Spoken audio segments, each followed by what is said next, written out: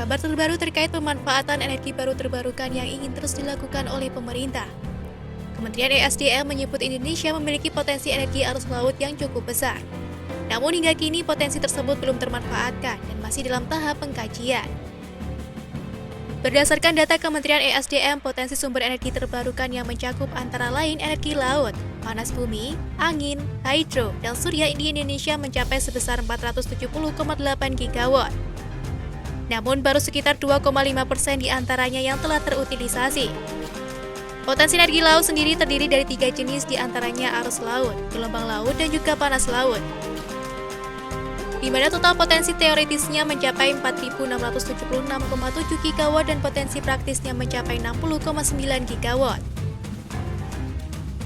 Direktur Jenderal Energi Baru Terbarukan dan Konservasi Energi atau EBTKE, Deden Kusdiana menyebut bahwa Kementerian SDM sendiri sudah melakukan kajian potensi energi laut yang tersebar di beberapa lokasi.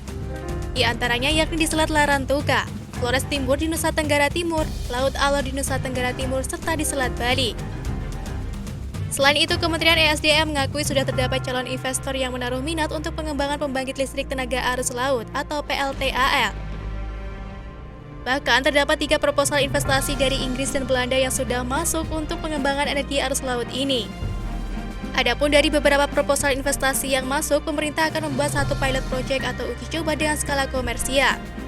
Proyek tersebut diharapkan bisa menghasilkan tenaga listrik sekitar 5 hingga 10 megawatt. PLTAL sendiri merupakan pembangkit yang akan mengkonversi energi arus laut menjadi listrik.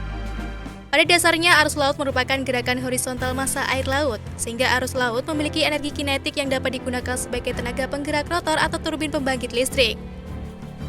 Mengutip laman EBTKE Kementerian ESDM, pada tahun 2016 silam, P3GL sendiri telah mengolah data kecepatan arus di sejumlah selat yang potensial di perairan Indonesia.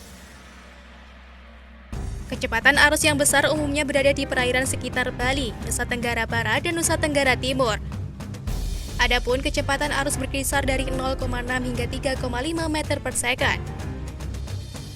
Kecepatan arus lebih dari 2 meter per second terdapat di Selat Lantang, Selat Lombok, Selat Toyapake, Selat Larantuka, Selat Alas, Selat Molo, Selat Sunda, dan Selat Bolek. Secara umum, tipe pasang surut di perairan Indonesia adalah tipe pasu semi-diurnal. Artinya dalam satu hari terdapat 2 kali pasang dan 2 kali surut. Metode pelaksanaan akuisisi data survei ini mengacu pada standar European Marine Energy Center 2009. Sejatinya, Indonesia sudah cukup lama meneliti potensi pembangkit arus laut.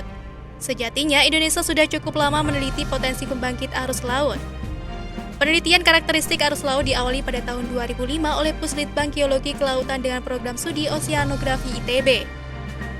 Kabar terbarunya, pada 2020 P3GL Badan Litbang Kementerian ESDM melakukan penelitian dalam rangkaian Pra-Feasibility Study atau Pra-FS pemanfaatan arus laut dalam pembangkit listrik tenaga arus laut di Selat Pantar NTT.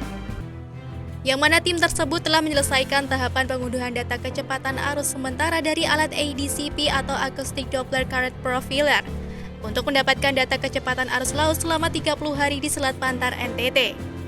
Adapun salah satu lokasi yang memiliki potensi energi laut cukup besar adalah perairan Selat Pantar NTT.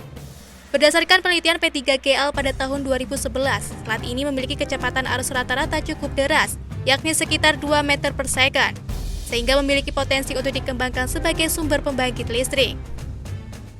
Pengumpulan data sekunder penelitian ini meliputi data pasang surut, peta geologi, peta topografi, peta batimetri, dan berbagai data dari penelitian terdahulu dan dari berbagai instansi lainnya. Data sekunder ini dijadikan referensi awal untuk memahami kondisi daerah penelitian, sehingga memudahkan dalam menyusun perencanaan dan pelaksanaan kegiatan di lapangan.